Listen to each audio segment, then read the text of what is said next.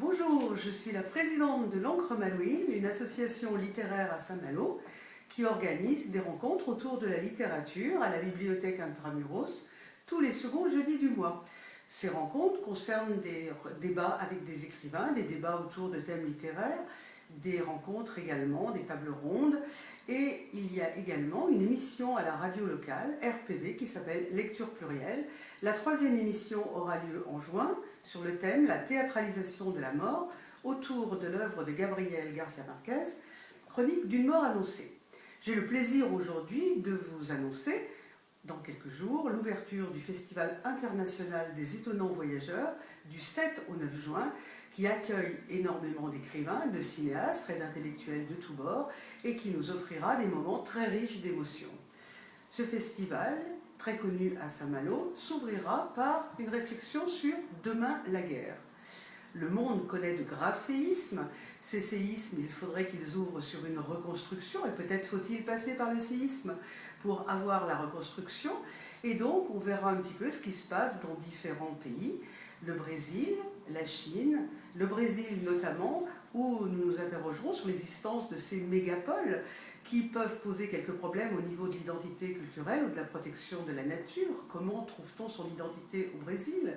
La Chine qui est un pays où la violence règne de manière très arbitraire, qui d'ailleurs donnera l'occasion d'un film magnifique, A Touch of Sin, le film de Jia Zhangke, qui nous propose une plongée effroyable dans la violence de la Chine d'aujourd'hui. Mais au-delà de la Chine et du Brésil, nous parlerons de la Méditerranée, de ces printemps arabes qui n'en finissent pas de connaître des tensions et de secouer le monde, mais également de l'Ukraine, avec ses aventures tragiques actuelles, mais aussi de tous les pays où s'installe le multiculturel, la France également. Donc ce sera l'occasion de réfléchir aussi sur la place de l'autre, la place de l'étranger. Réflexion qui avait été celle de Camus en 1942. Comment vivre avec soi pour pouvoir vivre avec les autres? Comment vivre ensemble? Est-ce que c'est possible de vivre ensemble? Pouvons-nous, sommes-nous capables de faire silence pour écouter la voix des autres, la voix des êtres et des choses, dans une société où il y a énormément de fractures dues à cette difficulté de trouver une identité culturelle, politique, sociale, etc.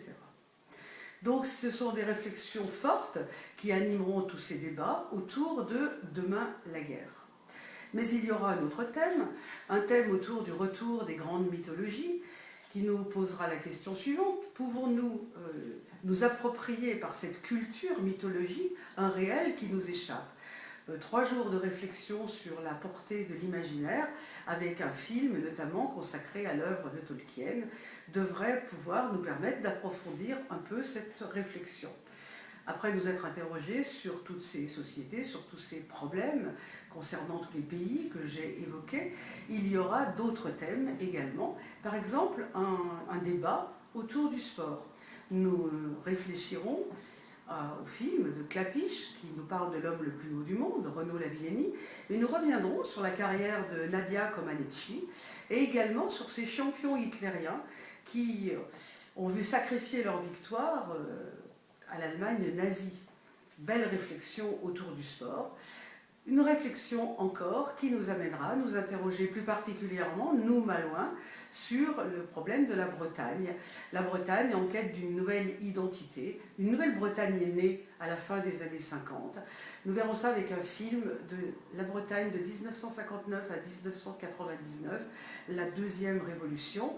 Et nous essaierons de nous interroger avec des Bretons, en débat après ce film, des Bretons comme Yann Kefelec par exemple, pour savoir quel est l'avenir de la Bretagne dans cette nouvelle mutation d'aujourd'hui. Donc un festival très très riche qui nous emmènera dans les lieux les plus emblématiques de la ville, les 2 théâtres, le théâtre Chateaubriand, le théâtre Bouvet, mais également l'hôtel de l'Univers, l'hôtel du Grand Large et beaucoup d'autres endroits, en particulier les maisons de quartier où certains écrivains viendront donner des conférences. Ça sera le cas par exemple de Foy de la Rouille. Et plein d'autres lieux emblématiques de la ville qui montrent que la culture et des étonnants voyageurs, c'est partout. Donc un festival qui sera riche en émotions, et riche, étonnant, voyageur, et une encre malouine qui viendra relier cette émotion, une encre malouine qui, comme vous le voyez, est toujours à la page.